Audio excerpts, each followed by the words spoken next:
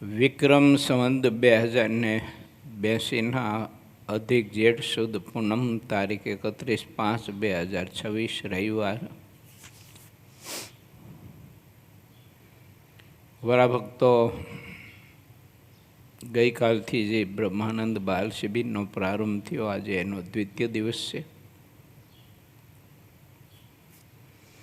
તમામ સંચાલકોને, જય સ્વરૂપ સ્વામી આતિક પરમહંસોને અને બાલ શિબિરમાં મોકલેલા એ બાળકોના તમામ માતા પિતા અને પરિવારજનોને લાખો લાખો ધન્યવાદ કે આપણા ભારત દેશનું ભવિષ્ય એનું ઘડતર કરવા માટે થઈને આટલો સમય ફાળવીને આટલો પુરુષાર્થ કરે છે.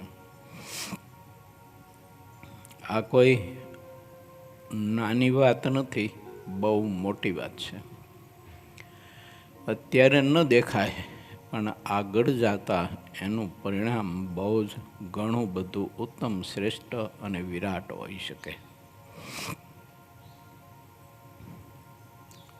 હંમેશા કોઈ પણ કાર્ય હોય ને, એનો પ્રારંભ તો બહુ જ એકદમ વામન કાર્ય હોય છે. પ્રારંભ એનો બહુ જ વામન હોય છે, પરંતુ સમયાંતરે એનું ફળ બહુ મોટું વિરાટ હોય છે. આપણે ગુરુકુળનો પ્રારંભ કર્યો ને, ત્યારે એક નાની પતરાની ઓરડી હતી અહીંયા,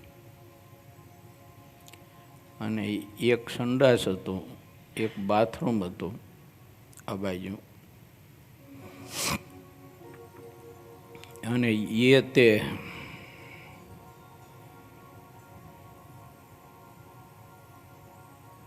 એક લાકડાનું ચોકઠું કરી અને એની સાથે કોથળા બાંધ્યા હતા. એ સંડાસનો ડોર હતો એ. હા, અને અંદર કાથી બાંધી હતી.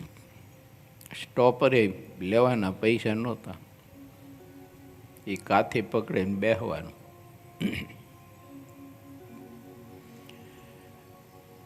નહોતું બીજું કોઈ સગવડતા, નહોતી કોઈ પાણીની સગવડતા, નહોતી ખાવા પીવાની, નહોતી રહેવાની. બીજ બહુ નાનું હતું, પણ આજે હું ને તમે જોઈ શકીએ છીએ કે એનું સ્વરૂપ કેટલું બધું વિરાટ, એનું સ્વરૂપ બંધાણું છે. હજી આગળ જતા આવનાર દિવસોમાં આ પરમહંસો ખબર નહીં કે કેટલો વિકાસ કરી અને આ વટવૃક્ષને નાની મોટી વડવાયું મૂકતા મૂકતા કેટલો મોટો વિરાટ બનાવશે, એમ મહારાજને અને આ બધા પરમહંસોને ખબર હોય. અને જે આપણે વિરાટતા જોઈ રહ્યા છીએ ને, એ આ બધા પરમહંસોને તમ જેવા હરિભક્તો એની કૌશલ્યતા, સમર્પણ, સંપત્તિ અને આવડત, એનું આ પરિણામ દેખાય છે. અને એક કોથળાથી ચોકઠું મઢીને બનાવેલું જે ડોર, અને એક સંડાસ ને એક બાથરૂમ અને પતરાની ઓરડી, એ મારી આવડત હતી. એ મારી આવડત કહો કે શક્તિ કહો કે જે કહો તે આટલી અલ્પ હતી. પરંતુ આ બધા પરમહંસોની આવડત, બુદ્ધિ, કૌશલ્યતા, પુરુષાર્થ, ભાવના, ભક્તિ, વ્રત, તપ અને જપના પ્રભાવે આજે આટલો વિરાટ આપણે સ્વરૂપ જોઈ શકીએ છીએ. માટે આ બાળકોની બાલ શિબિરો ને બાળ સભાઓનું બીજ બહુ ભલે નાનું દેખાતું હોય, પણ આગળ જતા એ બહુ જ મોટું વિરાટ સ્વરૂપ બને. આપણા સત્સંગને આવા આદર્શ ઘડાયેલા અને એકાંતિકને ધર્મ નિયમે યુક્ત એવા હરિભક્તોની જરૂર છે. અને એવા પરમહંસોને આ સત્સંગની જરૂર છે. શ્રીજી મહારાજના વખતનો સમય કાળ ને ત્યાર પછી મોટા મોટા દાસ પંક્તિના સંતો હતા એ વખતનો સમય ને કાળ, સત્સંગની મર્યાદા, ધ્યાન ભજનના અંગ, ધર્મ નિયમની દ્રઢતા, એ બધું જ આપણે જોઈએ છે ને 50 વર્ષ પહેલાં મેં એ બધું દર્શન કરેલું છે. અત્યારે આપણે જોઈએ તો કાંઈ નજરમાં જ આપણને આવે નહીં કશું જ. એટલે વર્તમાન કાળમાં એવા ધર્મ નિયમે યુક્ત એકાંતિક હરિભક્તોની જરૂર છે. હરિભક્તોની જરૂર નથી, સમાજની જરૂર નથી, ટોળાની જરૂર નથી, પણ એવા એકાંતિક હરિભક્તોની જરૂર છે. અને એવી એકાંતિક માતૃશક્તિની જરૂર છે. અને એવા એકાંતિક મહારાજના પરમહંસોની આ સંપ્રદાયની જરૂર છે. જે રીતે આ સંપ્રદાયને એવા આદર્શ એકાંતિક સંત ભક્તોની જરૂર છે, એ જ રીતે અતિશય સનિષ્ઠ અને જવાબદાર અને જવાબદારીની, જેને અતિશય સભાનતા હોય એવા ભારત દેશને નાગરિકની જરૂર છે. બાકી તો બહુ હળો છે બધી જગ્યાએ, સત્સંગમાં અને દેશમાં આ ઘણો બધો હળો છે. એ આવી જરૂર છે. અને એ આ બાળકોમાં જો સંસ્કાર નાખવામાં આવશે તો તે સંકલ્પ આપણે કાંઈક સિદ્ધિના રૂપમાં એનું દર્શન કરી શકશું.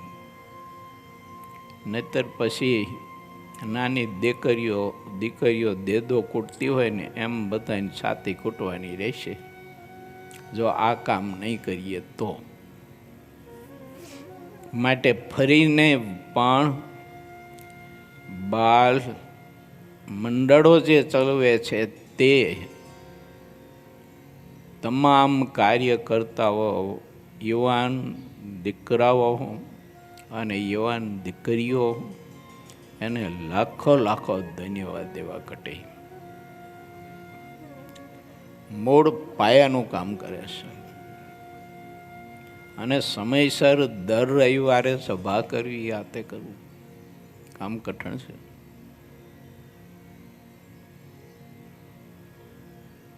આપણે અખાતરો કરવો છે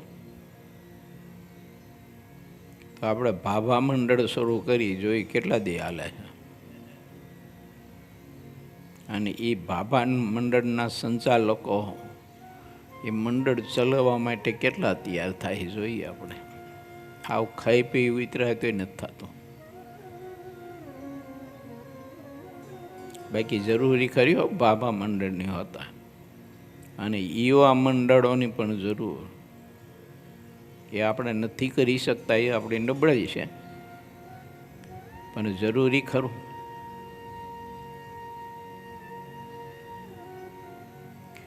ભગવાન સ્વામિનારાયણના આપણા પરમહંસોએ આપણા માટે થઈને કેટલો દાખલો કર્યો છે, તો આપણે એ દાખલા સામે જરાય વિચારતા નથી ને જોતા પણ નથી, એની નોંધ જ નથી લેતા કાંઈ. કેટલો પુરુષાર્થ કર્યો મહારાજે. અવતારી પુરુષોત્તમ નારાયણ હોવા છતાંય પણ આપણા માટે કેટલી ચિંતા એને કરી છે. મોક્ષથી માંડીને શરીરના સ્વાસ્થ્ય સુધી અને પરિવારના સંપ સુધી અને બંને દાંપત્ય જીવનના સંપસ્નેહ શુદ્ધ ભાવ સુધીની મહારાજે કેટલી ચિંતા કરી છે. અને એના થકી ઉત્પન્ન થયેલા જન્મેલા સંતાનો, એની પણ મહારાજે કેટલી ચિંતા કરી છે. એક ઘડી ભર પણ મહારાજ ક્યાંય શાંતિથી આરામ કરીને બેઠા હોય ને એવું મહારાજના જીવન કવનમાં તમને ક્યાંય સાંભળવા વાંચવા નહીં મળે. સતત ને સતત મહારાજે વિચરણ આ સત્સંગમાં ચાલુ ને ચાલુ રાખ્યું છે. એ કથા શ્રી હરિચરિત્રામૃત ગ્રંથના આધારે સિદ્ધાનંદ સ્વામીની કલમે લખાયેલી આપણે ચાલી રહી છે. ગઈકાલે આપણે 22મા તરંગની કથા વાંચી સાંભળી સમજવા માટે પ્રયત્ન કર્યો હતો. આજે આપણે આગળની કથામાં પ્રવેશ કરીએ. પૂર 25મો તરંગ 23મો રોગીને દૂર બેસાડવાની વાત સંતને જમાડ્યા અને રસોઈવાળાએ પૂજન કર્યું. આ 23મા તરંગમાં પ્રધાન 3 વાતો છે.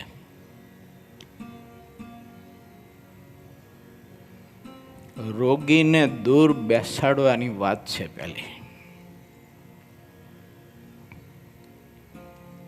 2 પ્રકારના દર્દ હોય છે.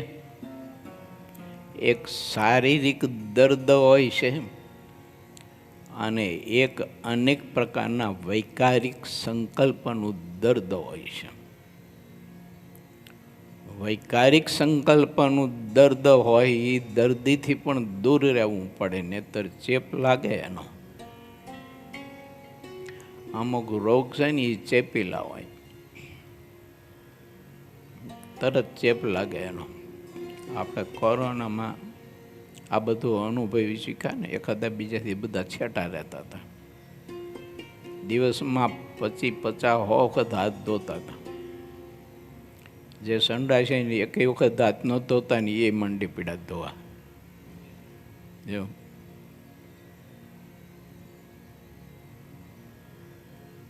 બહુ અદભુત સદવિચાર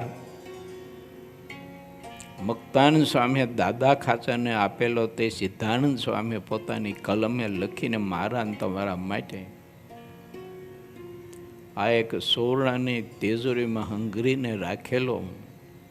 અને એ સંપત્તિ મને તમને અત્યારે મળી રહી છે. મુક્તાનંદ સ્વામીએ દરબાર દાદા ખાચરને હરિભક્તોએ શ્રી હરિની જે રીતે સાક્ષાત પૂજા કરી તે વાત કહેવા લાગ્યા. મુક્તાનંદ સ્વામી કહે છે કે હે દાદા ઉત્તમ, ભગવાનજી ભાઈના પુત્રોએ કેસરયુક્ત ચંદન લઈને પહેલાં શ્રીહરિના લલાટમાં ઘણા ભાવથી તે ચર્ચ્યું અને શ્રીહરિનું લલાટ વિશાળ હતું. પછી બંને ભુજાઓ ઉપર પણ ચંદન ચર્ચ્યું. છાતી, પેટ, કંઠ, પીઠ અને ચરણ ઉપર પણ ચંદન ચર્ચ્યું. મહારાજની આખી મૂર્તિ ચંદનના લેપથી પૂજન કરી અને ભગવાનજી ભાઈના પુત્રોએ મહારાજનો રાજીપો પ્રાપ્ત કર્યો. પછી તેમણે કપૂરથી આરતી કરી ત્યારે મુનિઓએ જય જયકાર બોલાવ્યો. પછી હરિભક્તોએ શ્રીહરિના ચરણ કમળને પોતાની છાતીમાં લીધા. પછી રામ પ્રતાપજી ભાઈએ રસોઈ કરી ત્યારે શ્રીહરિ ત્યાં જમવા માટે ચાલ્યા. ચરણમાં ચાંકડીઓ પહેરી હતી ને હાથમાં સુંદર રૂમાલ રાખ્યો હતો. પૂજા કરાયેલા શ્રીહરિના દર્શન રામ પ્રતાપભાઈએ કર્યા ત્યારે તેઓ મનમાં ખૂબ ખુશ થયા અને બોલ્યા કે આપણા વંશમાં આપના જેવા બીજા કોઈ પ્રતાપી થયા નથી. તેના તે શબ્દને વારંવાર બોલતા બોલતા તેમની આંખોમાંથી હરખના આંસુ વહેવા લાગ્યા. વાહ વાહ પ્રભુ સહજાનંદ સ્વામી, એ પ્રભુ આપના જેવા પ્રતાપી પુરુષ આ પરિવારમાં કુળમાં કોઈ પ્રગટ થયો નથી, થશે પણ નહીં. શું તમારું અદ્ભુત દર્શન ને તમારી મુખ કમળની અદ્ભુત પ્રસન્નતા રેખાઓ. મહારાજનું મુખ એટલું બધું પ્રફુલ્લિત હતું, હસતું મુખ હતું, એટલા પ્રસન્ન હતા મહારાજ. એક એક અંગમાં ચિત્ત ચોંટી જાય તો તે આત્મા એમાંથી ચિત્તને ઉખાડી ન શકે એવી મહારાજની મૂર્તિ દર્શનીય અને ધ્યાનમાં લીધા જેવી અદ્ભુત હોય ને. આખા શરીરે ચંદન ચરીચું એ મૂર્તિ કેવી હોય? કેસર મિશ્રિત ચંદન એવી સુગંધ મહેકતી હોય અને આખા શરીરે જ્યારે ચંદનનો લેપ કર્યો હોય ત્યારે મહારાજનું કેવું અદ્ભુત દર્શન હોય ને. એ ચંદનના લેપવાળા શરીરમાંથી, મહારાજના શરીરના છિદ્રોમાંથી જ્યારે તેજની કિરણો જ્યારે એમાંથી ચારે બાજુ પ્રકાશ પ્રકાશ જ્યારે ફેલાવી રહ્યું હોય ત્યારે દર્શન મૂર્તિનું કેટલું અદ્ભુત હશે. રામ પ્રતાપજી જેવા મુક્ત પુરુષ એમાં રસ બસ થઈ જાય અને મહારાજની મૂર્તિના સુખમાં એટલા બધા તદ્રુપ થઈ જાય. એમાં તો શું આશ્ચર્ય કહેવાય. આ મહારાજ મને તમને મળ્યા બોલો. અને એ ઠાકોરજી આપણે નિત્ય રોજે રોજ પ્રભુ સદ વિચારો આપે છે કે હે મારા આશ્રિત ભાઈઓ બહેનો પરમહંસો, આ મનુષ્યનો દેહ ફરીને મળશે નહીં, માટે ધ્યાન ભજન કરી, સત્કર્મ કરી, સંત સમાગમ કરી, સાચી સમજણ કેળવી, નિષ્ઠા દ્રઢ કરી, ઉપાસના પક્વ કરી, કારણ શરીરને ઉટકીને શુદ્ધ કરીને ધ્યાન ભજન કરી અને જીવતવ્ય સાર્થક કરી લો. આવો અવસર પછી નહીં મળે. જે અસંખ્યાત અનંત કોટી બ્રહ્માંડનો માલિક અને પ્રેરક અને પ્રકાશક ભગવાન પોતે કહે છે કે અનંત કોટી બ્રહ્માંડોમાં અનંત અનંત દેહધારી આત્માઓ, કોઈ નિર્બળ, કોઈ શક્તિવાન, કોઈ પ્રકાશવાન, કોઈ નિસ્તેજ, કોઈ વિકારોમાં બંધાયેલા, કોઈ વિકારોની સૃષ્ટિથી પર થયેલા, એવા કાંઈક આત્માઓની બધી મોટપ ને શક્તિ ને ઐશ્વર્ય ને સામર્થ્ય ને બીજું ને ત્રીજું ને બધું એક કળા વિછીને જાણું છું ને એમાં કાંઈ માલ નથી ને કાંઈ સુખ નથી. અને એટલા વાસ્તે જ મહારાજ કે મેં તમને આ સત્સંગનો યોગ આપ્યો છે અને તમારા માટે હું આ ધરતી ઉપર મહારાજ કે પ્રગટ થયો છું, કેવળ તમારા માટે. બાકી મારે બીજું કોઈ કારણ નહોતું આ લોકમાં આવવાનું. ધન્યવાદ. જય હો, જય હો. બેચડાથી હરિભક્તો અને બહેનો આજે પૂનમના રૂપાળા ઘનશ્યામ મહારાજના અને એમાંય અધિક માસની આ પવિત્ર પૂનમના દર્શન કરવા માટે પદયાત્રાથી આવ્યા છે. બોલો, પગે ચાલીને. લાખો લાખો તમારા ચરણમાં, તમારી શ્રદ્ધાના ચરણમાં વંદન. આવી પદયાત્રા કરવી કામ કઠિન છે. કેટલું મહાત્મય હોય ને કેટલી શ્રદ્ધા હોય ત્યારે થઈ શકે છે.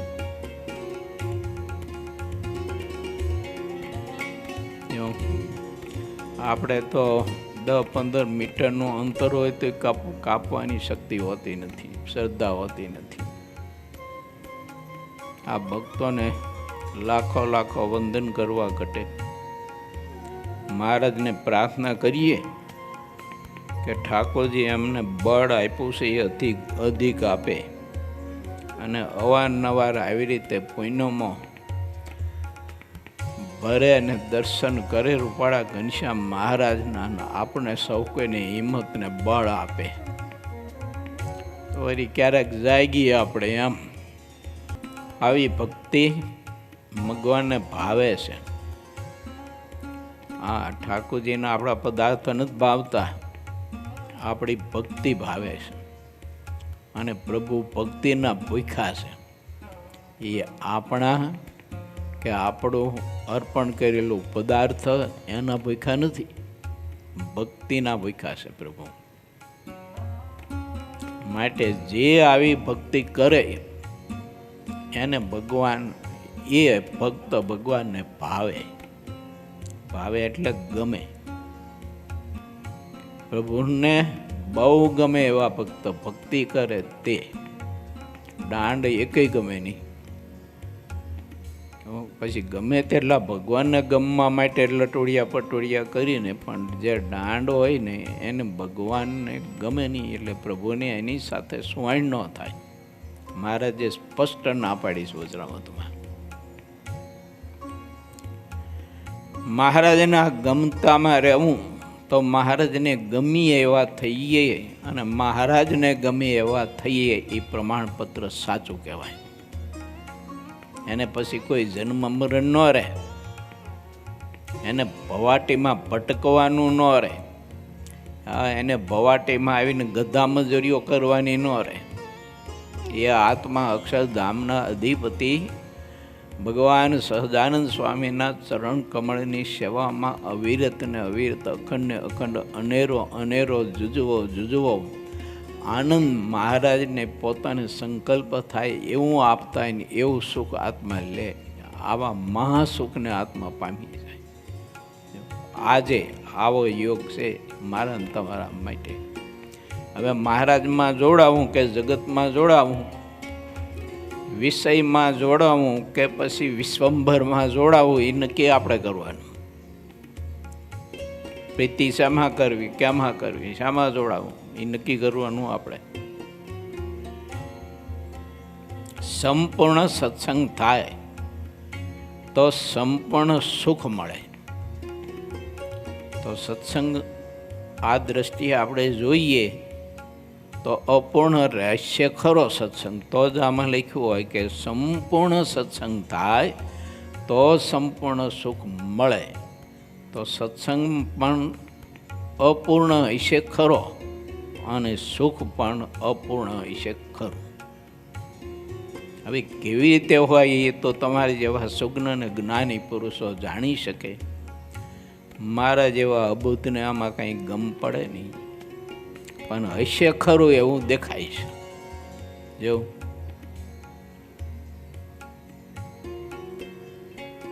તો સંપૂર્ણ સત્સંગ કોને થયો કહેવાય? તો જે પરિપૂર્ણ મહારાજની મરજીને જાણી શકતો હોય અને મરજીમાં જે રહેતો હોય એને પરિપૂર્ણ સત્સંગ કહેવાય. અને જેટલી મરજી લોપીને આપણે આપણી મરજીમાં રહેતા હોય એટલો સત્સંગ અપૂર્ણ છે. અને સત્સંગ અપૂર્ણ હોય એટલે સુખ પણ અપૂર્ણ હોય, આનંદ પણ અપૂર્ણ હોય. અને સત્સંગ જો પરિપૂર્ણ હોય તો આનંદ અને સુખ પણ પરિપૂર્ણ હોય.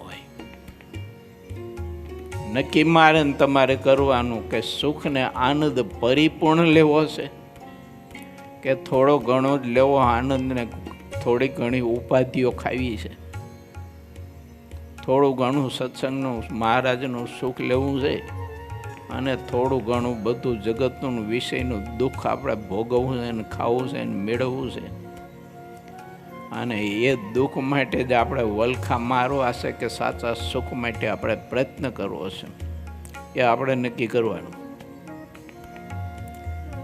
મુક્તાનંદ સ્વામી બોલ્યા કે જો તમે આ સત્સંગનો યોગ રાખશો અને પૂરો સત્સંગ કરશો તો તમારા બધા જ દુઃખો દૂર થઈ જશે. સંપૂર્ણ સત્સંગ રાખ્યા સિવાય સત્સંગનું સુખ ક્યારેય પણ આવતું નથી.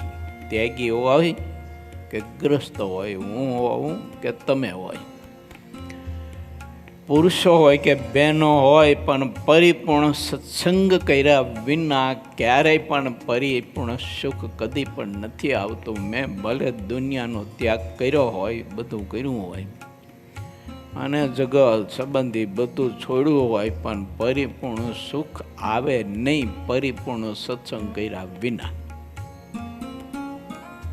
માટે આપણે પરિપૂર્ણ સત્સંગ કરવો, તો પરિપૂર્ણ સત્સંગ કરવો હોય તો શું કરવું? તો એ કરવું જોઈએ. મહારાજ કહે છે કે આત્મસત્તા રૂપે સત્સંગ કરવો, પણ દેહાત્મ બુદ્ધિ તો સત્સંગ ના કરવો. જે સત્સંગના યોગ્ય કરીને મારા તમારા સ્વભાવ બધા બહાર આવતા હોય, દેખાડાતા હોય, સ્વભાવ ટાળવા માટેના ઉપાય બતાવાતા હોય, અને ખોતરીને બધા સ્વભાવો છે ને એ કારણ શરીરમાંથી કાઢીને જે સત્સંગ કરાવતા હોય તે મુક્ત પુરુષ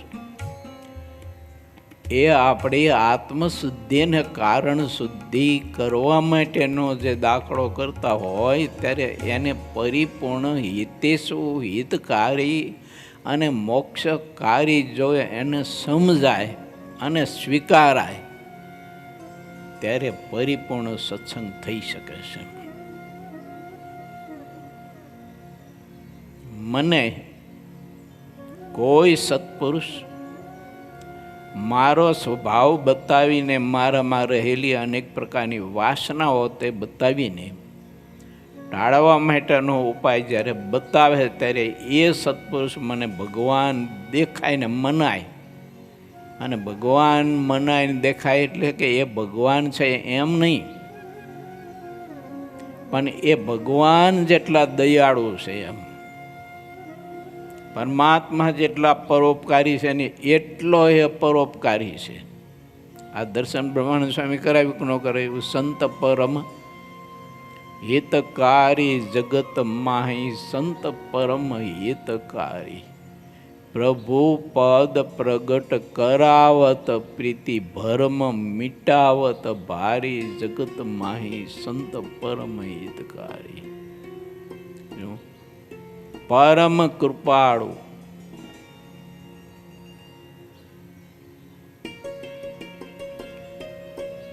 આવું જ્યારે મનાય ને ત્યારે સમજવાનું કે હું ને તમે સ્વભાવને વિકારથી મુક્ત થઈશું.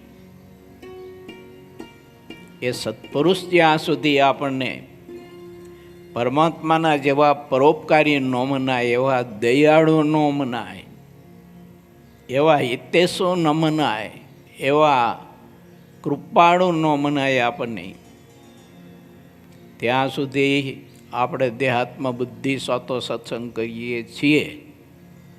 અને દેહાત્મ બુદ્ધિ સ્વાતો થયેલો સત્સંગ એ પરિપૂર્ણ ન કહેવાય, અધૂરો સત્સંગ છે.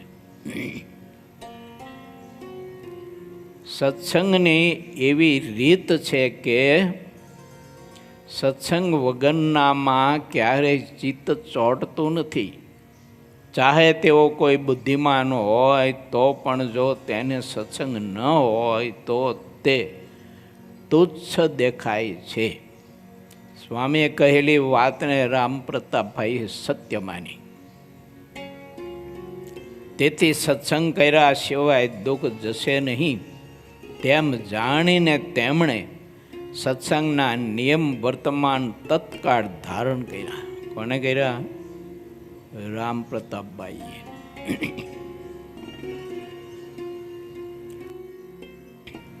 જે 11 વર્ષ સુધી ઘનશ્યામની છત્ર છાયામાં રહીને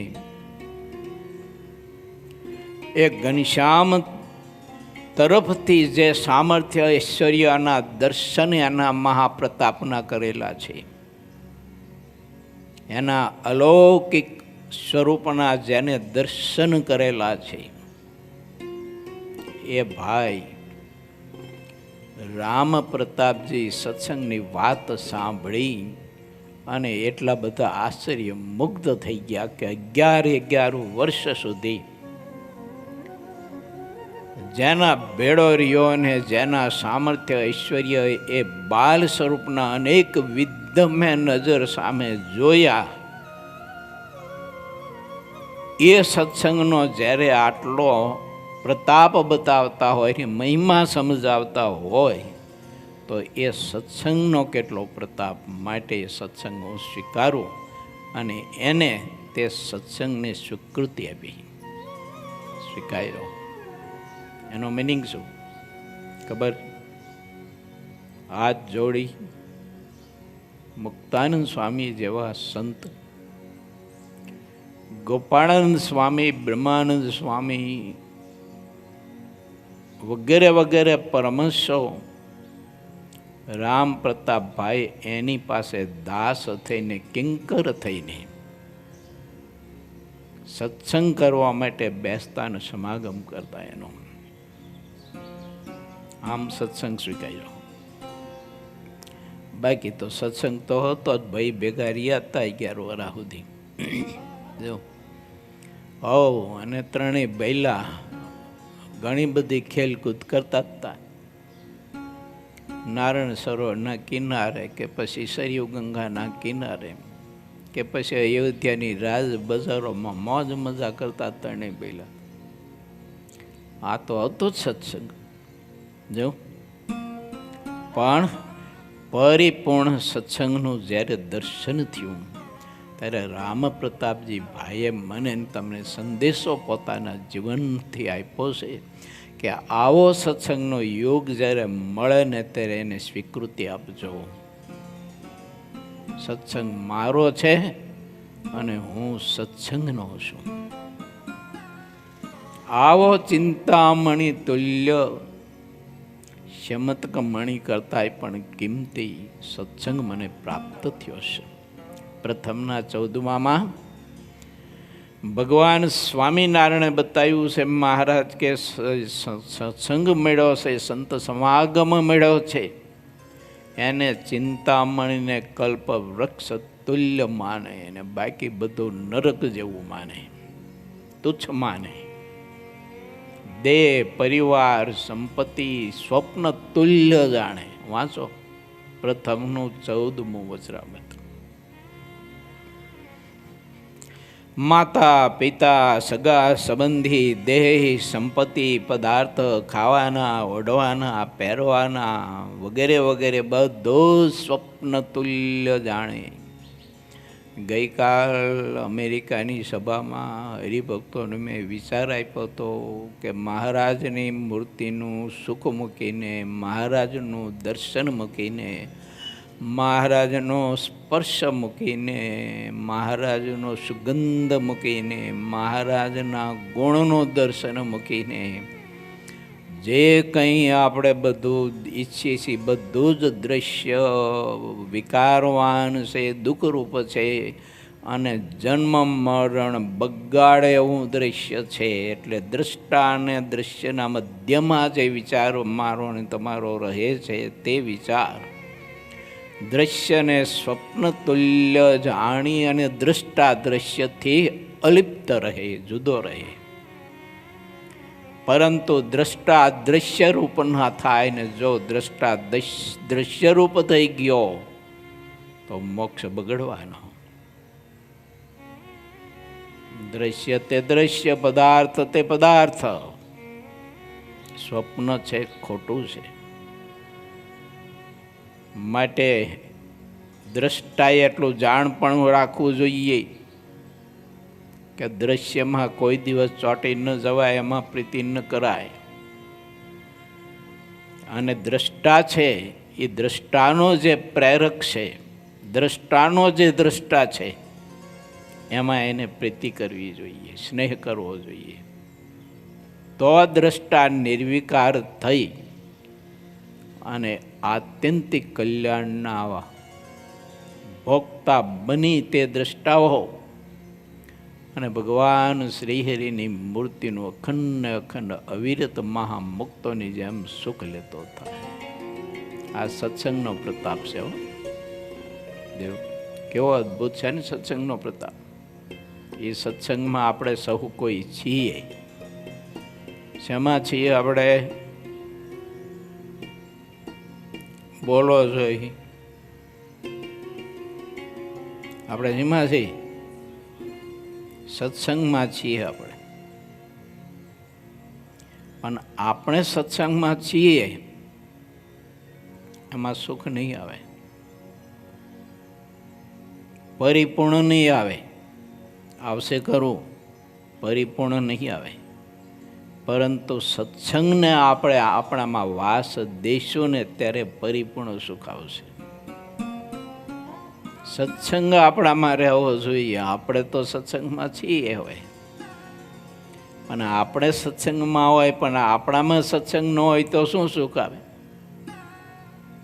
એટલે સરોવરમાં આપણે સ્નાન કરવા માટે થઈ અને કૂદી પડીએ, અને આખો દિવસ આપણે સરોવરમાં ડૂબકીદાર રમ્યા કરીએ, તરસ ચીપે? એ સરોવરનું જળ પીએ ને એ સરોવરનું જળ અંદર પેટમાં જાય ને તો પેટનો અગ્નિ શાંત થાય.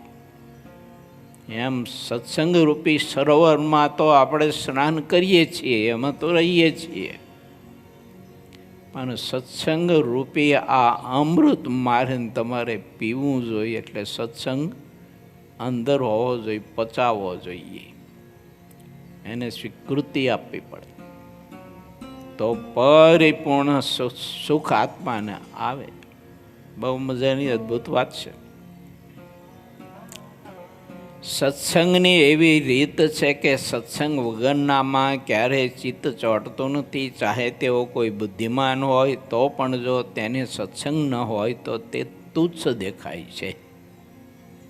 સ્વામીએ કહેલી વાતને રામપ્રતાપભાઈએ સત્ય માની, તેથી સત્સંગ કર્યા સિવાય દુઃખ જશે નહીં તેમ જાણીને તેમણે સત્સંગના નિયમ વર્તમાન તત્કાળ ધારણ કર્યા. રામપ્રતાપભાઈ જ્યારે હરિભક્ત થયા ત્યારે બધા હરિભક્તો રાજી થયા. પછી શ્રી હરિ બોલ્યા કે હવે તમારા જેટલા દુઃખ હતા તે બધા દૂર થઈ ગયા. તેમ તમે જાણો, તમે આ સત્સંગના નિયમો ધાર્યા, તેથી હવે તમે સાચા ધર્મવંશી થયા છો. જે ધર્મવંશી હોવા છતાં સત્સંગના નિયમ વગરના થઈને વર્તે છે ત્યારે તે નિયમ વગરના ધર્મવંશીને સંતો હરિભક્તો અને હરિભક્ત માનતા નથી, પરંતુ એ જગતના જીવની જેમ સામાન્ય છે. શ્રી હરિ અને રામપ્રતાપજી ભાઈ ભોજન જમવા લાગ્યા. જમી રહ્યા પછી શ્રી હરિ ઊભા થયા. સંતોની પંક્તિ થઈ. શ્રી હરિ સંતોની પંગતમાં લાડુ પીરસવા લાગ્યા. તે વખતે જે સંતોને આખે શરીરે દાદર થઈ હતી અને જે ગરમીના રોગચાળાવાળા હતા તેમને પંગતથી દૂર બેસાડ્યા. શ્રીહરિએ કહ્યું, જેને ઘણો મોટો કે ચેપી રોગો થયો હોય તેણે પંગતમાં ને સભામાં બેસવું નહીં. કદાચ તે બેસે તો તેને ઉઠાડીને તમે દૂર બેસો તેમ વિવેકે સહિત કહેવું. જો આ અમારું વચન, આ અમારું કહ્યું ન માને તો તેની લગારે મોહબ્બત રાખવી નહીં. પૂર્વના કોઈ કર્મને લીધે શરીરમાં કોઈને કોઢ નીકળે, વાયુના રોગને લીધે મુક્તિ ગમે તેવું બોલવા માંડે, જેનું શરીર અતિ કંપા લાગે અથવા વાયુનો રોગ થયો હોય, આંખે આંધળા થયા હોય, કાનથી કાંઈ સાંભળતા ન હોય, આવા આનંદ પ્રકારે જ્યારે દેહ પરાધીન થઈ જાય ત્યારે જે વિવેકી સંતો હોય છે તે પોતે સમજીને જ સંતની પંગતમાં બેસતા નથી. તેવા ત્યાગીય સાધુની જગ્યાના કોઈ એક સ્થળે અનુકૂળ ક્રિયા થઈ શકે ત્યાં ધીરજ રાખીને જીવન ગુજારો કરવો, પણ તેમણે મનમાં લગારે મૂંઝાવું નહીં. લો, મેં 2 પ્રકારના રોગ કીધા ને. એક અહીં શારીરિક રોગની વાત આવી. એવા ચેપી રોગો હોય તો એનાથી દૂર રહેવું પડે. તો એમ આભ્યંતર રોગી જે હોય ને, કે જેને અતિશય લોભ, કામવાસના, રસાસ્વાદ, રજોગુણ વગેરે વગેરે અતિશય રોગ હોય અને તો એનાથી છેટું રહેવું. ગમે તેવો હગો આલો આપણો હોય તો એનાથી દૂર રહેવું. નતરી ચેપ લાગ્યા વગર રહેશે નહીં. અને એ દરદાન થઈ જવાનું. પછી પ્રથમ એને એક હરિભગત હતા એમ છે, તે પહેલાં મેં બહુ સત્સંગ કરાવેલો. બહુ એટલે કલાકો સુધી સત્સંગ કરાવતો. મંદિર હતો ત્યારે ધાંગધ્રા. પછી અહીંયા આવ્યા પછી શરૂઆતમાં 8-10 વર્ષ સુધી તો કંઈ આ બધું હતું નહીં. આટલું બધું ધમ પસાડ. તે પછી સાધુ આશ્રમને ઓલી બાજુ જે ઝાડવા છે ને, અહીંયા સત્સંગ કરાવતો ને ધાંગધ્રાથી અમુક યુવાનો સત્સંગ કરવા આવતા 7-8 જણા, અને ખૂબ સત્સંગ કરાવતો. પછી એક જણો પૈણા પછી થોડાક દી પછી આવ્યો તો એને મેં પૂછ્યું કેમ હાલે છે? મને કે બરાબર હાલે છે. કે મેં કીધું બરાબર હાલે છે? હા કે બરાબર હાલે છે. મેં કીધું ખાવા પીવાનું કાંઈ? તે ઘડીક મોંડું નીચું કરી નાખ્યું. પછી તો કે મારો હાડો ને હારી આવ્યા હતા ને અમે બજારમાં ગયા ને પછી કે પાણીપુરી ખાવી છે. મારા ઘરના કે તમારે હારે ખાવી પડે, ન ખાવ તો મારા ભાઈને ને મારી બેનને ખોટું લાગે ને. તે મેં તો પાણીપુરી ખાઈ લીધી. ચેપી રોગ લાગ્યો. એ ચેપ અડી જાય તમારે જો. પણ એ હાડોનો હારી એ કંઈ અક્ષરધામમાં મૂકવા નથી આવવાના. કંઈ એને સારું લગાડવા માટે, એનો સંબંધ જાળવી રાખવા માટે ભગવાન પુરુષોત્તમ નારાયણની આજ્ઞા લોપીને 18 અલનનો અઠવાડો આપણે ખાઈ લઈએ અને પછી એ કંઈ અક્ષરધામમાં મૂકવા નથી આવવાના, ગમે તેવા હગા હોય તોય. માટે વિચારવું, સત્સંગ મુખ્ય રાખો, સગા સંબંધી મુખ્ય ન રાખવા. થઈ શકે તો કરજો, બાકી ઘીરે જઈને ધમાલ ન કરતા પાછા આવી કથા સાંભળી જો. આ કરતા એમ કરજો. પણ આ તો સૂરવીર જે ભગત હોય અને આ જન્મે જેને પૂરું કરવું છે એના માટેની આ કથા છે હો, બધા માટે નથી. એટલે બીજા મોજ કરવી તમ તારે, ખાઈ પીને દુબાકા કરવા જો, દુઃખી ન થવું. પણ આ જન્મે મહારાજને પામી જવું છે અને ફરીને બીજો જન્મ લેવો નથી. અને માંસના હાડકાના આ કોથળામાં છે ને ગોંધાવા નથી આવવું. એના માટેની આ વાત છે. જેને માંસના લોચામાંથી કાંઈક આવી ગંધ આવતી હોય ને એના માટેની વાત છે.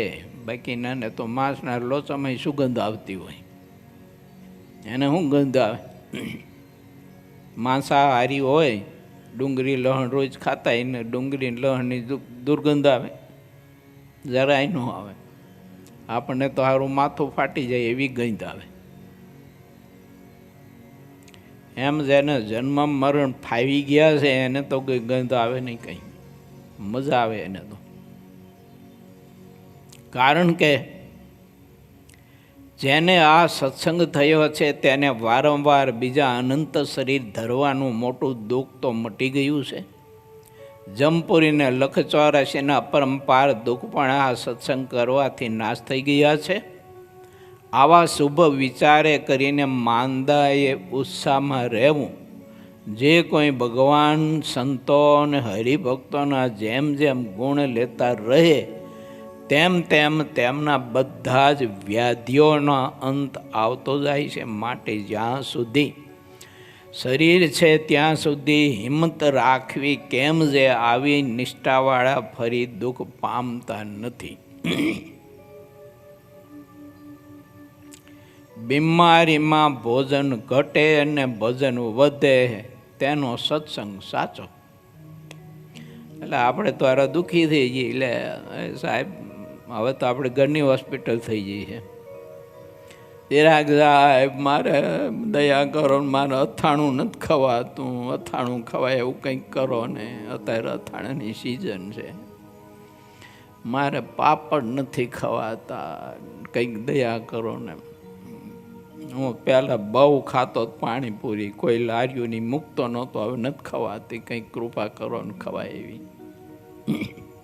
જો આમ જીવ છે ને એટલો બધો વિષયમાં વિષય રૂપ થઈ ગયો. આવી એની કઠણાઈ છે કર્મની. જ્યારે કોઈ દુઃખ આવે ત્યારે તેને સત્સંગ કેવો થયો છે તે યથાર્થ રૂપમાં કઢાય છે. માનવું, વિચારવું. દર્દ થાય ને ત્યારે હું વિચારવાનું, મહારાજે ખરેખરી કૃપા કરી કે બધું અઠવાડો ખાતો હતી, અઠવાડો ખાવાનું બંધ થઈ ગયો. વાહ વાહ મહારાજ, હું આમ તો ન છોડે પણ તમે કૃપા કરી. જો આ પછી આપણે છે ને વાંકી આંગળી ન કરવી. મહારાજે કૃપા કરી હોય પછી. અને આનંદમાં રહેવો પછી મહારાજ કે જો આ આનંદમાં રહેવું. હું સુરત ગયો તો તે ગરીબ વખત આવ્યા, મેં હું આમ લમણે હાથ દઈને કાંઈ આમ બેઠા છો. કીધું આવો સત્સંગ મેળ્યો ને આવા સાધુ મળ્યા ને આવું રામપુરા મંદિર જેવું મંદિર ને નારાયણ મુનિ દેવ જેવા દેવ મળ્યા, અને આમ હું બેઠા છો, આવો કાંઈને આવ્યા હોય એમ બેઠા હોય. મેં તો અહીં કાંઈને તમે આવ્યા છો. મન કે કંઈ ખવાતું નથી. બોલો એમ કંઈ રોવા માંડ્યા. મને કે કંઈ ખવાતું નથી, કે મહારાજને પ્રાર્થના કરો ને કંઈક ખવાય. આ જીવને આપણે એમ થાય કરે રે ભગવાને કૃપા કરીને બધું ખાવાનું બંધ કર્યું ને આને તો બધું ખાવું હશે. બોલો આવા બધા ખવદરા હું ભગવાનને ભજે. હવે આપણે ધીમાયેલા નથી ને પાછ ખવદરા એ વિચારવાનું પાછો. ખૌદ્રાય નમઃ બોલો, જપ કરો.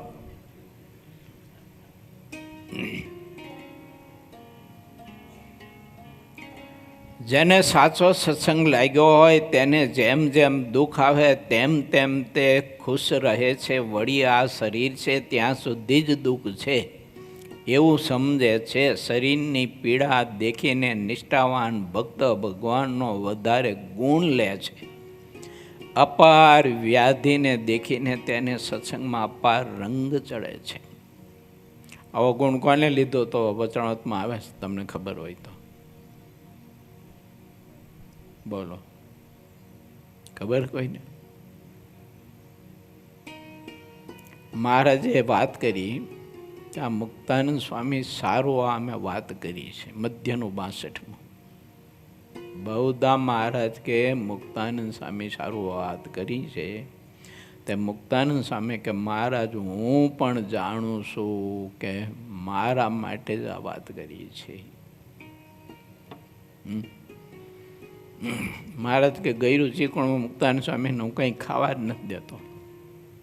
મહારાજ મુક્તાનંદ સ્વામી કે મહારાજ હું જાણું છું કે આ રોગ તમે એટલા માટે જ મૂક્યો છે કે રસાસ્વાદ જીતાય અને તમારી ભક્તિ સુખેથી થાય. તે એ બીમારી અવસ્થામાં મુક્તાનંદ સ્વામીને સત્સંગનો રંગ કેવો હતો મહારાજે કેવો બતાવ્યો કહો જોઈએ? કેવો બતાવ્યો? ચડતો ને ચડતો રંગ બતાવ્યો કે ન બતાવ્યો? ત્યારે સ્વામીને ક્ષય રોગ હતો. ક્ષય રોગ એટલે કેન્સર. જો તો એ રંગ ચડતો ને ચડતો, એ બીમારીમાં પણ સ્વામી કેટલા આનંદમાં રહેતા. વાહ વાહ, પ્રભુએ શું કૃપા કરી છે મારા ઉપર. ત્યાં રોગરૂપી જાણે મને કોઈ મોટા પુરુષનો સંગ મળ્યો છે, આવું માનતા મુક્તાન સ્વામી.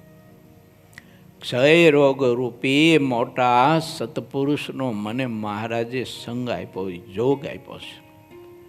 અને આપણે તો બધા કાંઈના એવા થઈ જાય. બોલો, કંઈક દર્દને રોગ થાય, તે જરાક શરદી થઈ ગઈ હોય તો પૂજા ન કરે. બોલો, હા, એક જણા મેં પૂછ્યું તેલા તિલક ચાંદલો કેમ નથી કર્યો, કે મને કે પૂજા નથી કરી. કેમ? તો મને કે શરદી થઈ ગઈ છે. આ મુલાયમ તબિયતના બધા જો હવે શરદું થાય એમાં નાય નહીં અને પૂજાય ન કરે, એ હું સત્સંગમાં જહ કરે કહો જોઈએ. એ ધામમાં જાય, એ તો ગામમાં ને ગામમાં મોજ કરે. આપણા મહાપુરુષોને કેટલી મુશ્કેલીઓ, કેટલી તકલીફો, કેટલા કષ્ટો, કેટલા વિરોધો, કેટલા દુઃખો હતા, પણ પ્રભુને ક્યારેય ભૂલ્યા નહીં. મહાપુરુષો પ્રભુને આગળ ને આગળ રાખ્યા. માટે વિચારું, આટલી વાત કહીને શ્રી હરિએ રોગી સંતોને દૂર બેસાડ્યા પછી જ્યાં સુધી સંતો જમતા રહ્યા ત્યાં સુધી શ્રી હરિ લાડુ પીરસતા રહ્યા. જ્યારે સંતો જમી રહ્યા ત્યારે શ્રી હરિ ઉતારે જઈને પછી બેઠા. પછી જ્યારે સંધ્યા સમય થયો ત્યારે ચોતરા ઉપર પલંગ બિછાયો હતો, તેના ઉપર આવીને બેઠા અને સંતો સરોદ અને દુકડ વજાડીને હોરીના પદ ગાવા લાગ્યા. પછી રામપ્રતાપભાઈ આવીને બેઠા, તેમને ગાદી તકિયો બિછાવી દીધો. તે દિવસે જેની રસોઈ હતી તેને ભાઈની પૂજા કરવાની ઈચ્છા હતી. પછી રસોઈવાળાએ શ્રી હરિના મોટા ભાઈની પ્રથમ પૂજા કરી. ઘણા ભાવથી તેમના લલાટમાં કેસર ચંદન ચૈચ્યું ને છાતી અને ભુજા ઉપર પણ ચંદન ચૈચ્યું. તેમાં શ્રીહરિની પ્રસન્નતા દેખાઈ આવતી હતી. પછી એક ભારે શ્વેત દુસ્સાલો હતો, તે મોટા ભાઈને ઓઢાડી દીધો અને એક નવીન કસુંબલ પાગ તેમને મસ્તકે બંધાવી આંગળીમાં સોનાનો વેઢ પહેરાયો. સર્વે સંતો અને હરિભક્તો પણ ખુશ થયા. તે હરિભક્તે બંને હાથ જોડ્યા અને પગે લાગ્યા. તે પછી ઘણા ભાવથી સંતો અને હરિભક્તોની સેવામાં રહેનારા વર્ણીઓની પૂજા કરી. તે પછી નિષ્કામ ભાવે સેવા કરનારા પ્રભાશંકરભાઈ નામના જે હરિના કોઠારી હતા તેમની પૂજા કરી. પછી નિષ્કામ એવા શ્રીહરિના હજુરી પાર્ષદોની પૂજા કરી. મયારામ ભટ્ટ અને દાદા ખાચર આપણા સત્સંગના હરિભક્તોમાં શ્રેષ્ઠ હતા, તેથી તેમની પૂજા પણ કરી. અને દરબાર ઝીણાભાઈ અને તેમના ભાઈ ગગ્ગાભાઈની પણ પૂજા કરી.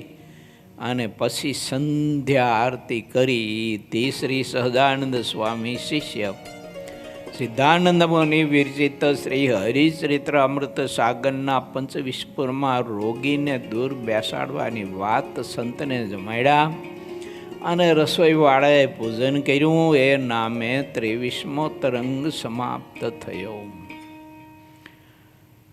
શ્રીપતિમ સિદ્ધરમ સર્વદેવેશ્વરમ ભક્તિધર્માતુજમ વાસુદેવમ હરે માધવમ કેશવમ શ્રીકામદામ કારણમ સ્વામિનારાયણમ નીલકંઠમ ભજે.